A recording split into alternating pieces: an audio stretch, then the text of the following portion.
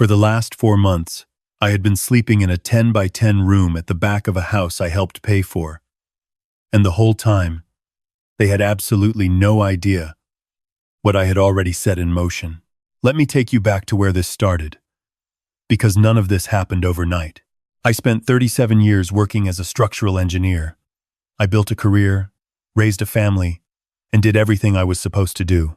When my wife passed away 3 years ago after a long illness, I was 63 years old, alone in a 4-bedroom house in Columbus, Ohio, and completely lost. My son was living 2 states away in Nashville at the time, renting an apartment with his girlfriend of 2 years. He called me every Sunday, and I appreciated that.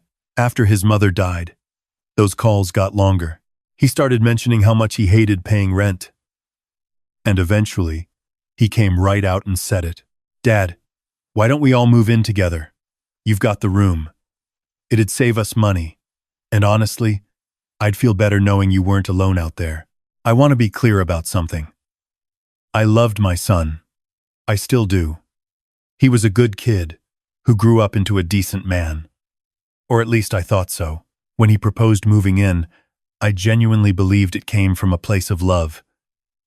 I said yes, because I missed having people in the house. I said yes because my wife's absence had turned every room into an echo. And I said yes, because my son was my son. And that still meant something to me. What I did not fully account for was his girlfriend. She moved in along with him. Of course, I had expected that. They were a couple. It made sense. She was polite enough in the beginning. She complimented my cooking, commented on how clean I kept the house, and smiled at me across the dinner table in a way that felt warm at the time. Looking back, I understand now that she was still figuring out the layout. She was still deciding what she wanted and how to get it.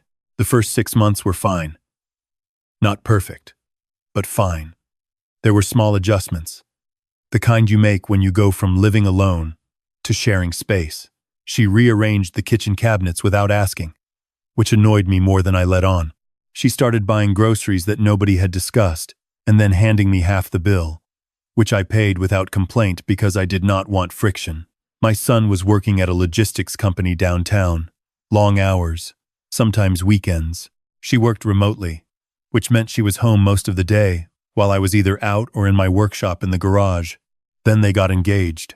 I was happy for my son. Genuinely happy. I took them both to dinner, ordered a good bottle of wine, and gave them my blessing. I meant every word of it. What I did not realize was that the engagement changed something in her. Or maybe it revealed something that had always been there. Once that ring was on her finger, the politeness started to thin.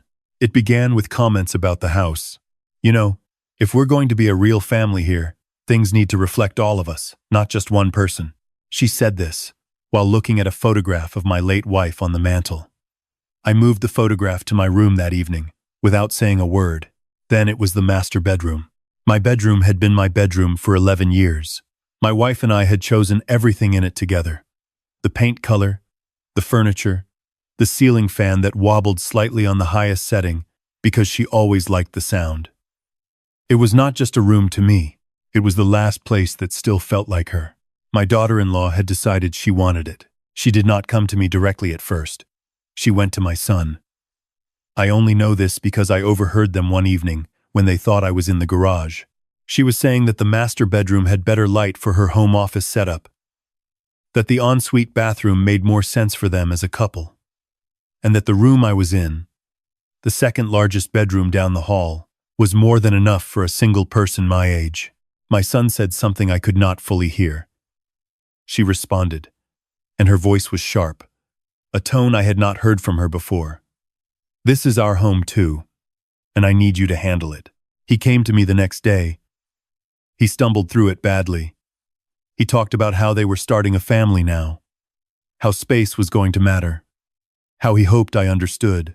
He was not unkind about it, but he was not standing up for me either. He was delivering a message that had been written by someone else. I told him I would think about it, and then I made a decision that I am not proud of. I moved into the smaller room. I told myself it was temporary. By now, I made a like prostate. I told myself I was being the bigger person, the mature one, the father who didn't make his son choose. I packed up my things, I left the master bedroom, and I let them have it. I even helped move some of their furniture in, because that is the kind of man I had spent 66 years trying to be. What I got in return was silence, not gratitude, not acknowledgement, just a quiet resumption of their normal lives, as though it had never been a big deal to begin with. The truth is, it might have stayed like that indefinitely. I might have kept making accommodations, kept shrinking myself into smaller and smaller corners of a house I had given half my savings to maintain, if it were not for one particular evening in November. We were having dinner, the three of us, sitting at the kitchen table. My son had just told us that his company was restructuring and his position might be eliminated. I could see he was stressed. I reached across and put my hand on his arm and told him he was smart and capable, and that whatever happened, he would land on his feet. My daughter-in-law looked at me from across the table, and then she said, very calmly, very deliberately, 40. We've actually been talking about the living situation. Now that things are uncertain with work, it makes more sense financially for just the two of us to be here. You know, tighten things up. I set my fork down. My son would not look at me. What exactly are you saying? I asked. She folded her hands on the table like she was chairing a business meeting. I'm saying that it might be time for you to start thinking about your own place. There are great senior communities nearby. Some of them are really lovely. Senior communities. I was 66 years old. I had just gone for a 5-mile run the previous morning. I built structures that were still standing all over the state of Ohio. And she was suggesting I go live in a community. My son cleared his throat. Dad, she's not wrong that it might be easier for everyone. I own half this house, I said. Quietly, calmly. I contributed $140,000 to the down payment on this property. My name is on the original purchase agreement. There was a silence. She recovered first. That was a gift to your son. It was not a gift, I said. And I have paperwork that says otherwise. Dinner ended. Nobody finished eating. My son followed me down the hall and asked me to try to understand where she was coming from. That she was just stressed. That he would talk to her. I closed my bedroom door and sat on the edge of the bed in the dark for a long time. That night, I did two things. I called my attorney, a woman I had worked with on property matters for the better part of a decade, and I started keeping records. I want to be honest about something. I did not go into this wanting war. I went into it wanting clarity. I needed to understand what my legal position was. My attorney told me that my contribution to the down payment, combined with the way the loan documents had been structured, gave me substantial standing. She told me I had options I had not considered. She also told me to document everything going forward and to do it quietly. So, that is what I did. I started writing things down the moment they happened. The date, the time, what was said, who was present. I noted when she began charging me for a share of utilities, despite the original arrangement we had agreed on verbally when they moved in. I noted when she started having her friends over on weekday afternoons and making it clear, through body language and pointed comments, that she did not want me in the common areas of my own home. I noted when she told my son that my workshop tools in the garage were an eyesore and asked him to tell me to clear them out. I noted every small erosion, every quiet displacement, every moment where the message being sent to me was that I did not fully belong here. And then, she made a mistake. She did not make it with me. She made it with her sister. It was a Saturday morning. I was in the kitchen, making coffee, and she was in the living room on the phone, and she either forgot I was there or decided she did not care. I am not a man who eavesdrops as a habit, but I stood very still when I heard my name. She was telling her sister that the situation was going to resolve itself soon because she and my son were planning to refinance the house, and that in the process, they would be restructuring the ownership documents. She said that my contribution had been informal, that there was no real legal obligation tied to it, and that once the refinance was done, I would essentially have no claim, she said. And I remember this exactly. He's old, and he trusts people. He won't even know what's happening until it's done. He's old, And he trusts people. I poured my coffee. I walked back to my room. I sat down at my desk, and I wrote down every word I had just heard, with the time and the date. And then I sent a text to my attorney. What I did not do was react. Not yet. I did not change my behavior. I did not confront her. I did not pull my son aside with accusations. I continued to eat dinner with them when invited, to say good morning in the hallway, to be the same quiet, unremarkable man she had apparently decided was no longer a serious factor in her calculations.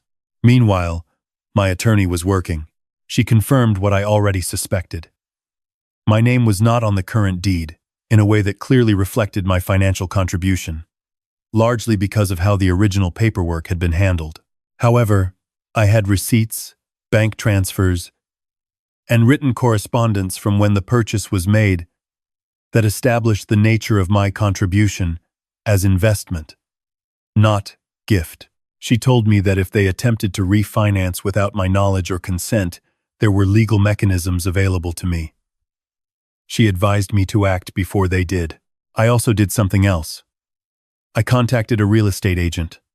Not aggressively, not urgently, just quietly. I wanted to know what was available, what I could afford independently, what I could do with the equity and savings I still had if I needed to move quickly.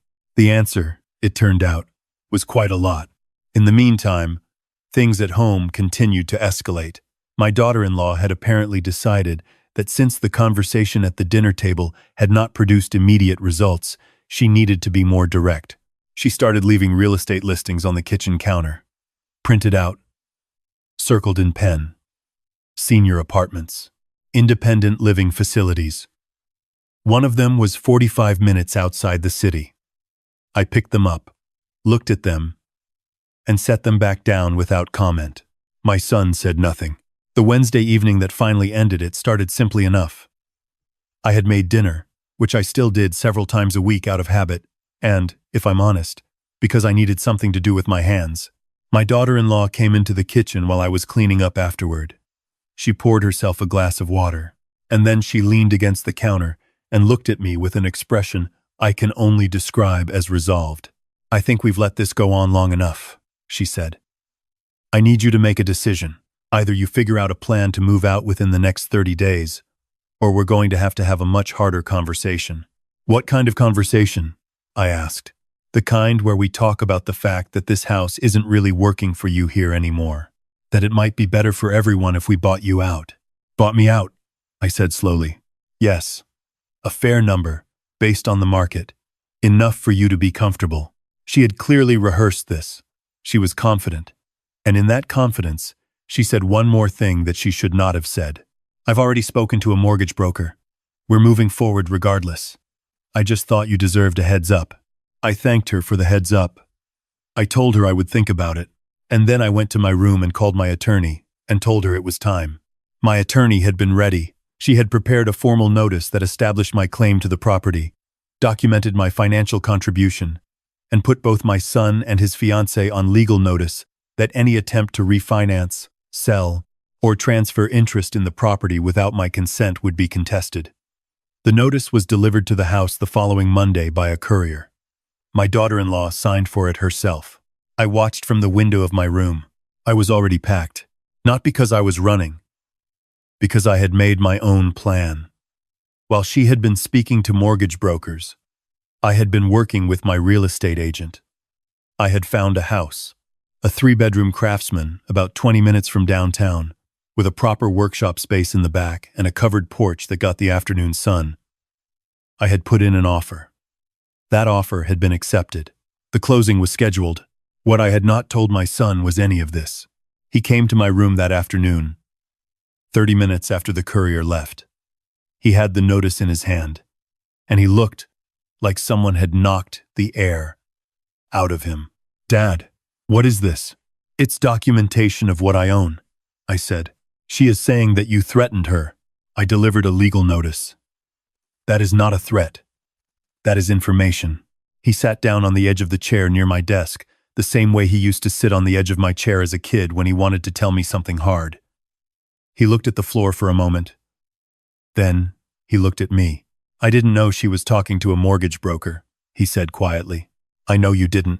I should have. He stopped. Started again. I should have handled things differently. The room. The things she said. I let it go too far. Yes, I said. You did. He looked up at me, and I could see that he was genuinely sorry. My son was not a bad person.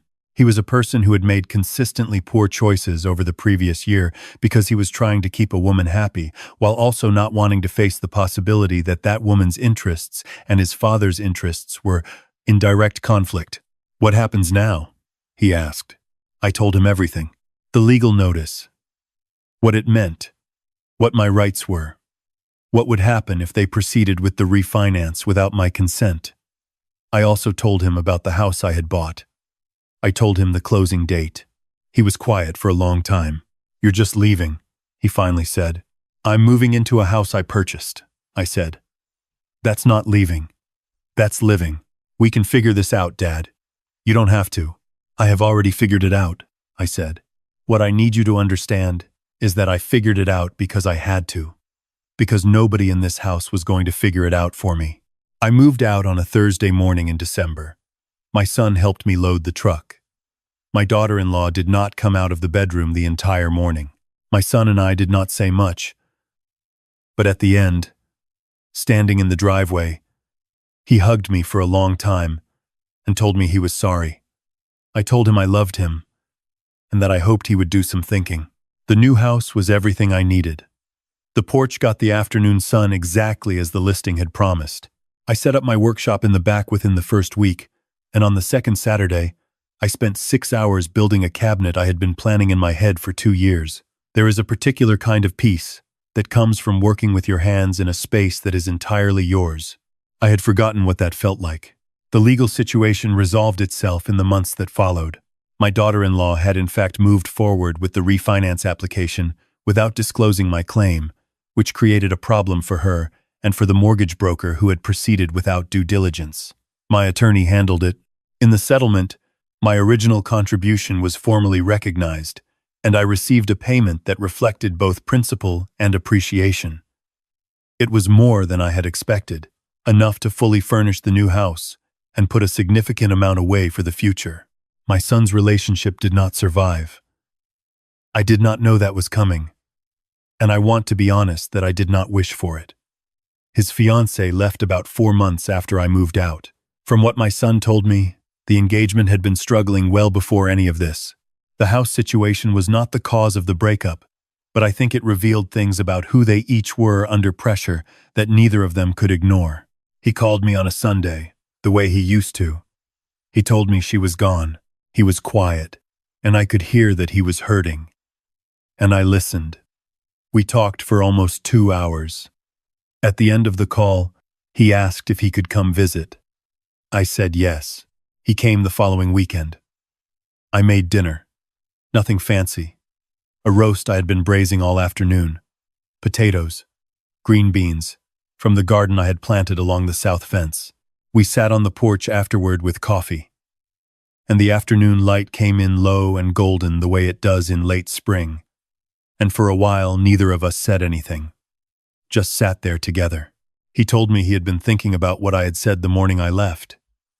That nobody in that house was going to figure it out for him. He said he had spent a lot of time being angry about that. And then more time realizing I was right. And then even more time understanding that the person he was actually angry at was himself. I told him that anger was a reasonable place to start, as long as he did not stay there. He asked me if I was happy in the new house. I looked out at the yard, at the workshop in the back with the light still on, at the garden along the fence, at the porch I had repainted myself the previous weekend. I told him I was more than happy. I was home. He nodded and looked out at the yard with me, and I thought about all the years I had spent building things for other people, designing structures meant to hold weight, meant to last, meant to stand up under conditions they had not been tested for yet.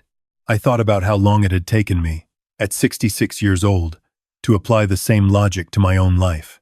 There are people in this world who see kindness as an opening, who interpret patience as weakness and silence as consent, who will keep taking from you for exactly as long as you allow it. I do not say this with bitterness. I say it as a fact I had to learn later in life than I would have liked. What I also know is this: you are never too old to reclaim what is yours. You are never too far into a bad situation to find the exit.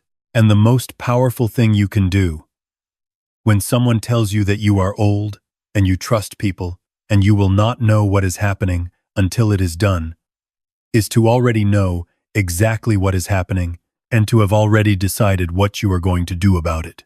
They never saw it coming, and I had been planning it since the first morning I woke up in that small back room and decided, quietly, that it would be the last decision I would ever let someone else make for me.